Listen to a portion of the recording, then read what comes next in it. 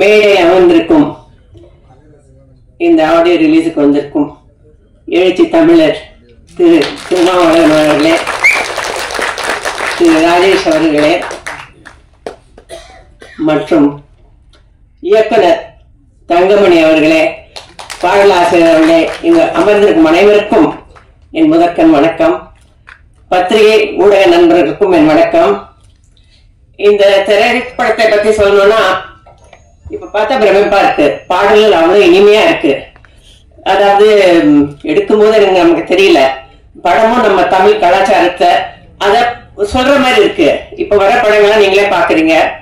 ஏன்னா பாடல்கள்லாம் அதனோட கருத்தே இல்லை. இப்போ 50 வருஷம் 60 வருஷம் பாடல் கூட அந்த இனிமே இருக்கு அந்த லிரிக்ஸ்க்கு.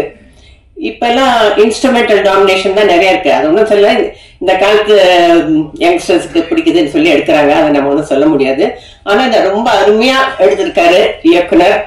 அவர் என்னை இந்த ரோல் பண்ண சொன்னாரு. நான் கொஞ்சம் யோசிச்சேன், இது வேணுமா பண்ணணுமான்னு.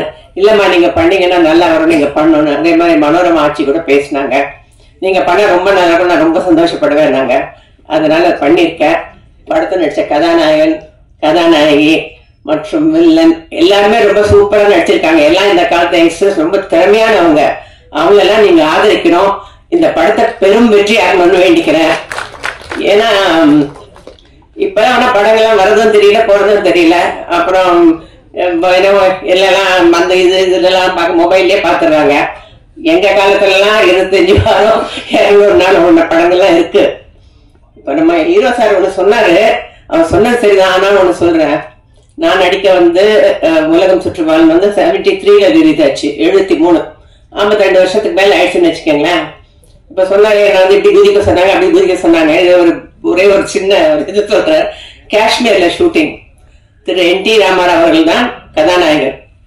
அதாவது அந்த ஐஸ்ல ஸ்கேட்டிங் பண்ண, ஐஸ்ல சறுக்கிட்டு வரணும். எனக்கு இவனோட ஷார்ட் ட்ரெஸ் கொடுத்துட்டாங்க. அவர் ஃபுல்லா பேண்ட் ஷர்ட் போட்டு வந்துட்டாரு. என்ன பண்ண முடியும்? சறுக்கி வந்து அப்படியே நடுங்கிடுச்சு.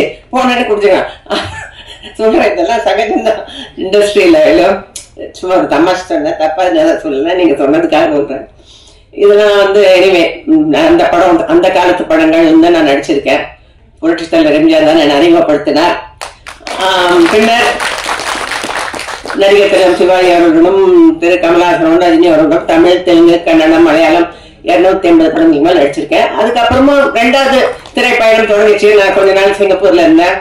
அப்புறம் மறுபடியும் ராஜ்கிரண் ஃபோர்ஸ் பண்ணாரு, மறுபடியும் நடிக்க வச்சாங்க. அப்புறம் ராதிகா சொல்லிச்சு, நீங்க சீரியல் படமே வேண்டாம், ராதிகா சீரியல் சீக்கிரம். ஒரு லாங் ஜேர்னி. இதை கொடுத்த எல்லாருக்கும் ரொம்ப நன்றி. இன்னைக்கு வரைக்கும் பாராட்டிட்டு இருக்கீங்க. இங்க இருக்கிற அனைவருக்கும் என் வாழ்த்துக்கள். இந்த படம் மிகப்பெரிய வெற்றியட என்னுடைய மனமான வாழ்த்துக்கள். இதுக்கு நீங்கள் ஊக்குவிக்க வேண்டும். நன்றி, வணக்கம்.